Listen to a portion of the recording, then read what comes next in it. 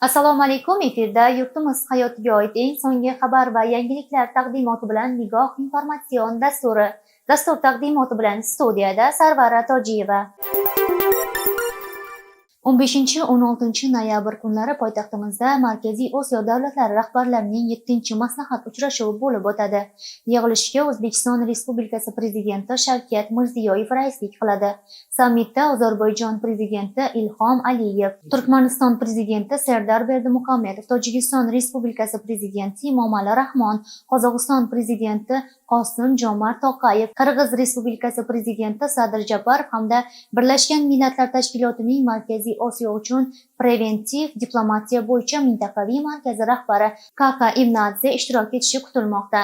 Uchrashuv kun tartibidan mintaqada o'zaro hamkorlikni mustahkamlash, ustuvor yo'nalishlarda qo'shimcha loyihalar va tashabbuslarni ilgari surish masalalari o'rin olgan. Shuningdek, mintaqaviy va xalqaro siyosatning dolzarb jihatlari yuzasidan fikr almashiladi. Mazkur formatdagi muntazam maslahatlashuvlar o'tkazish tashabbusi ilk bor 2017-yilda Birlashgan Millatlar Tashkilotining Bosh Assambleyasining 72-sessiyasida Shavkat Mirziyoyev tomonidan ilgari surilgan edi. O'zbekistonning raisligi davomida ushbu yo'nalishda hamkorlikning turli jabhalarini qamrab olgan 20 dan ortiq yirik tadbirlar amalga oshirildi. 13 noyabr Xalqaro ko'z ojizlar kuni. Bu sana Birlashgan Millatlar Tashkiloti va Jahon Sog'liqni saqlash tashkiloti tashabbusi bilan 1984-yildan buyon nishonlanib kelinadi. Mazkur kun ko'zi ojiz insonlarning hayoti, jamiyatdagi o'rni va ehtiyojlariga e'tibor qaratishga undaydi. Shu munosabat bilan Termiz tuman hokimligi vakillari nogironligi bo'lgan fuqarolarning uylariga borib, ularning holidan xabar oldi hamda moddiy va ma'naviy jihatdan qo'llab-quvvatladi. Mas'ullarning ta'kidlashicha, bunday tashabbuslar ijtimoiy himoya va birdamlik tamoyillarini mustahkamlashga xizmat qiladi. Shu orqali nogironligi bo'lgan insonlarning hayot sifatini yaxshilashga hissa qo'shiladi. Bugun Toshkent shahridagi Humo Arena majmuasida professional boks oqshomi bo'lib o'tadi.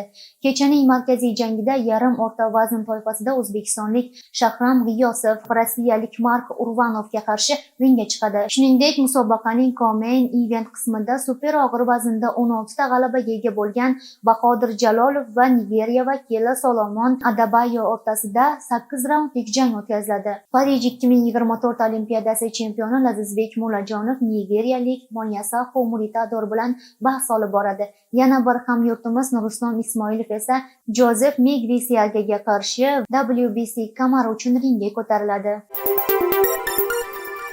O'zbekiston Markaziy banki 14 noyabrdan xorijiy valyutalarning so'mga nisbatan yangi rasmiy kurslarini e'lon qildi. Unga ko'ra, 1 AQSh dollari 11.985.10 so'mni tashkil etadi. Avvalgi kursga nisbatan 12.75 so'mga oshdi. 1 yevro 13.923.9 so'm etib belgilandi. Qiymati avvalgi kursga nisbatan 71.8 so'mga ko'tarildi. 1 rus rubli 148.86 so'mni tashkil etadi va avvalgi kursdan 1.134 so'mga oshdi. Tailand kiberpolitsiyasi Yevropa va AQSh davlat tizimlariga hujum qilganlikda ayblanayotgan 35 yoshli rossiyalikni qo'lga oldi. AQSh rasmiylar uning ekstraditsiyasini ta'minlashga harakat qilmoqda. Ma'lumotlarga ko'ra, rossiyalik 6 noyabr kuni Phuket orolida o'tkazilgan maxsus operatsiya davomida hibsga olingan. U 30 oktyabr kuni mamlakatga kirib kelgan va Talang tumanidagi mehmonxonada qolgan. Tergov vaqtida uning kompyuterlari, mobil telefonlari va kripto hamyonlari musodara qilingan. Kibertoq hisoblariga ko'ra 14 million va taxminan 432 ming AQSh dollari muzlatib qo'yilgan. Tailand rasmiylarining ma'lum qilishicha, ushbu mablag'lar kiberfiribgarlik bilan bog'liq bo'lishi mumkin. Rossiya konsuli Igor Ivanov ushbu shaxsga konsullik yordamida ruxsat berishga harakat qilmoqda.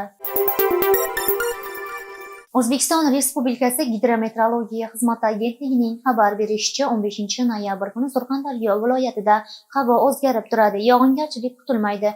Sharqdan sekundiga 7-12 metr tezlikda shamol esadi.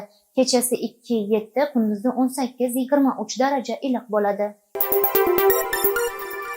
Sizlarga yetkazmoqchi bo'lgan xabar va yangiliklarimiz shulardan iborat edi. Xayr, salomat bo'ling.